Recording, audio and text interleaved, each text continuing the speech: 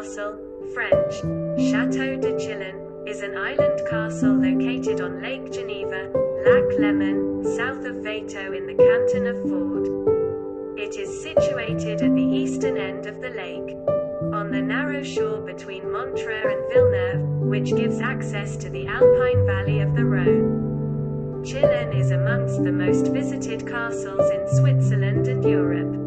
Successively occupied by the House of Savoy, then by the Bernese from 1536 until 1798, it now belongs to the state of Vaud and is classified as a Swiss cultural property of national significance. The Fort de Chillon, its modern counterpart, is hidden in the steep side of the mountain. History of the Castle.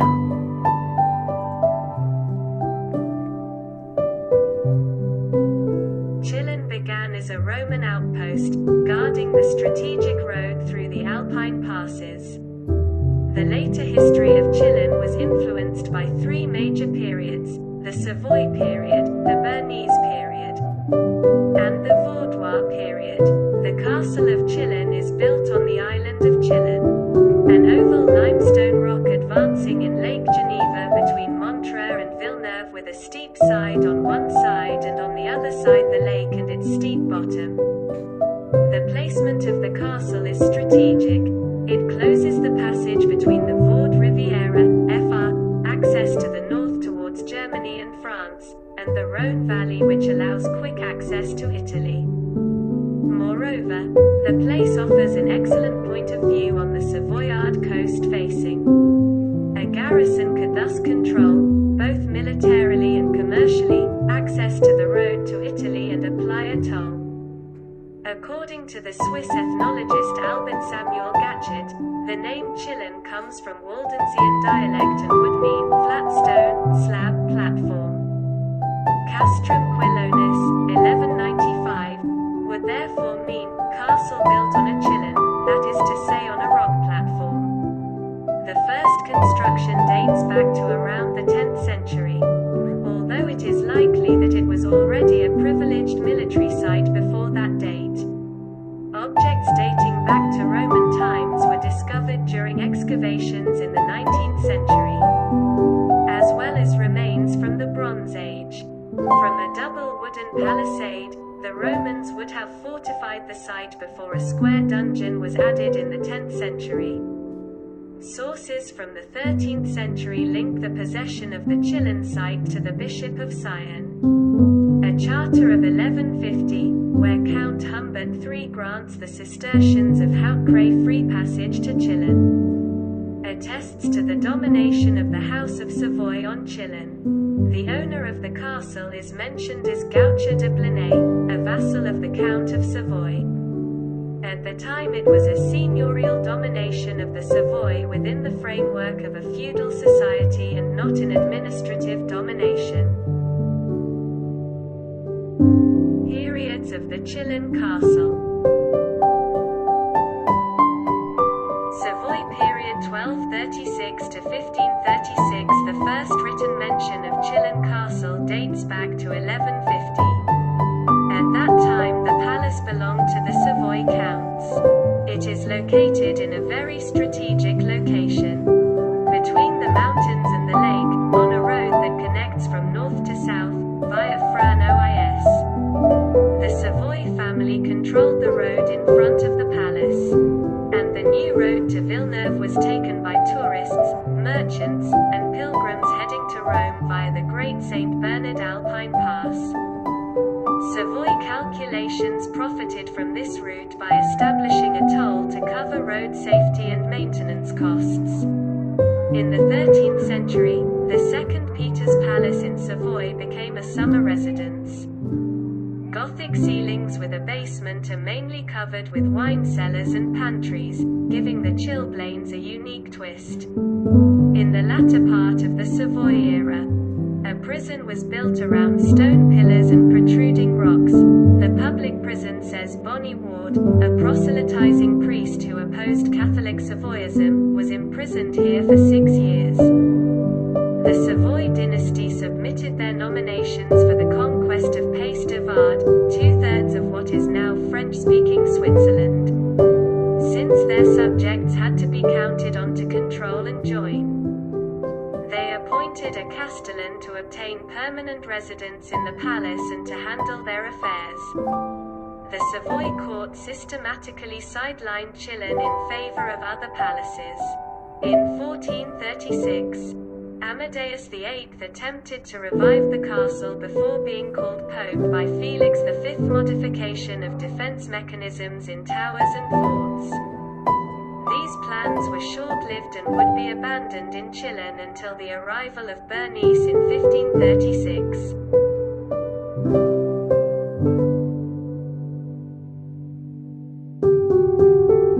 Bern's period 1536 to 1798 Switzerland, or, more specifically, the Bernese conquered Pays de Vaud in 1536. On March 29, after a 3-week siege, they claimed Chillon Castle. Castellan and his crew fled the boat. Bernice divided the Pays de Vaud into 12 hostages, which became the administrative center for the permanent residence of the hostage as well as the hostage of Chillon Way.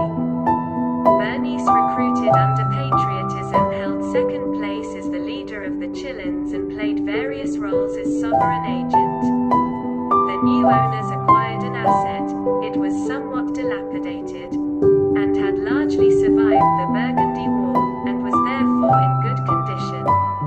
Under the Savoys, the palace was divided into 2 parts, one for the castellan, hostage, and the other for counting when they lived in Chillon. As this division was no longer necessary, Switzerland occupied the entire palace. Bern's excellence adorned their coats on the face associated with the lake. Today, the third owners of the palace are Ward Canton from 1798. Only the upper part and the bear's ears can still be seen as it is covered by their own shield. For nearly 260 years, Chillon Castle continued to function as a fortress, armory, and prison. Castle defenses were later adapted to suit contemporary firearms. In 1733, the hostages left the lonely and troubled palace and moved to a more modern house in Weave. Further, the fort, unsuitable for war, was used instead for further storage. In 1785, the northern part of the palace was planned to be converted into a wheat granary, but the project never landed. The murals are a living testimony to the Bern era, and the logos of each hostage can still be seen in the amazing Court of Arms Hall, the former dining hall and court.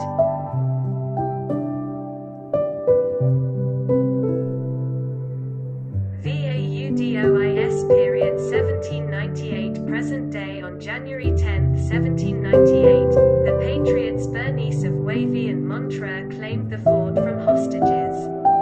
On January 24, with the support of local citizens and residents of Lausanne, they declared Vaudois independence.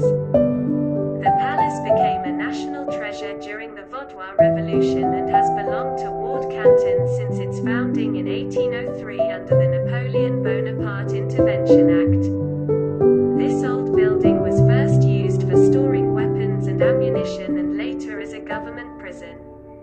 Because of this, the first visitors to the palace would find nothing but prisoners in the presence of a comforter and 2 guards. This medieval building really appealed to the Romantics. In 1816, Lord Byron, a British poet, was inspired by the story of Fran Ois Bonnie Ward, 1493 to 1570, a Chilean prisoner. He also became the protagonist of the poem The Prisoner of Chillon. It has been translated into 20 languages. Bonnie Ward, the forerunner of St. Victor's Monastery in Geneva, who was imprisoned in Chillon for anti-Savoy ideas and later released, transformed this figure into a symbol of freedom and sanctified his prison. Sacred symbol. Chillon gave himself a new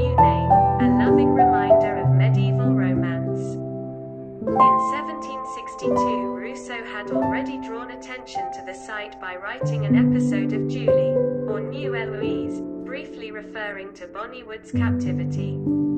To name a few artists such as Victor Hugo, Joseph Mallow, William Turner, Leon Tolstoy, Gustav Courbet, Salvador Dalí and Joseph Hornung, they paid homage to the castle and the landscape. Their works of art. Renovation of the palace began in the late 19th century under the leadership of Cantal architect Albert Noff. Reconstruction projects are still in operation today.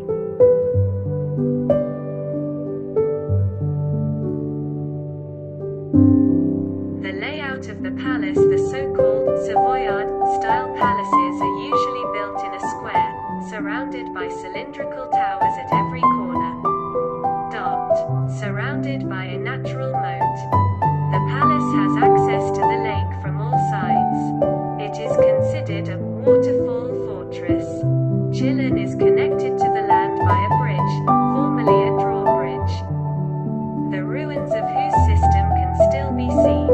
Chillon is a dual-purpose fortress, the north face, pierced by arrows and then loopholes, and the top of the machinery, the defensive line that protected the road to Via Francis.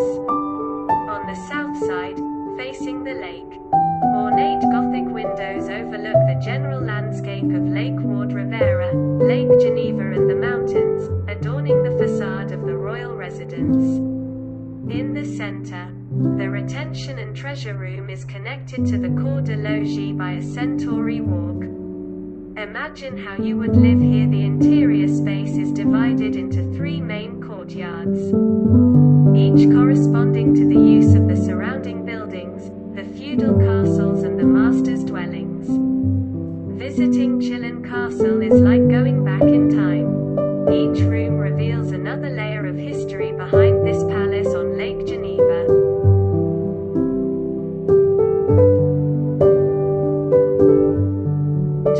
Since the late 18th century, the palace has attracted romantic writers.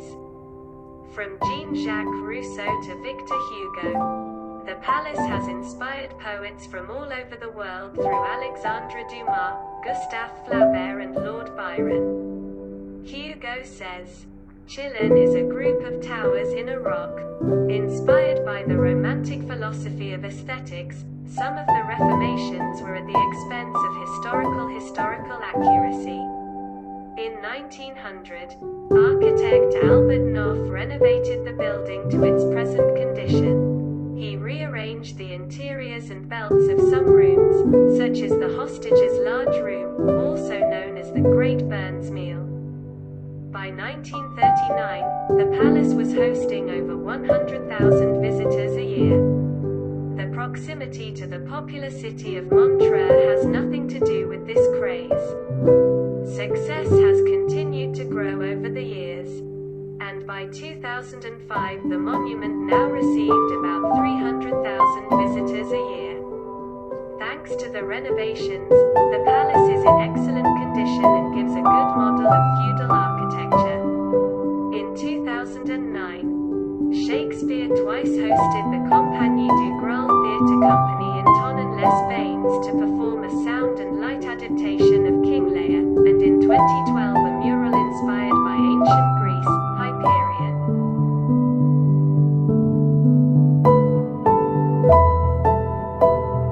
Chillon today. Chillon is open to the public for travel and tours. According to the castle website, Chillon is listed as Switzerland's most visited historical monument. There is a fee for entry and there is both parking and a bus stop. Inside the palace there is some entertainment in the interior of some of the master rooms, including the master bedroom, the hall and the cave shops. The palace itself has 4 large halls, 3 courtyards and a series of bedrooms open to the public. One of the oldest is Camera Dominique, a room inhabited by the Duke of Savoy, decorated with medieval murals from the 14th century.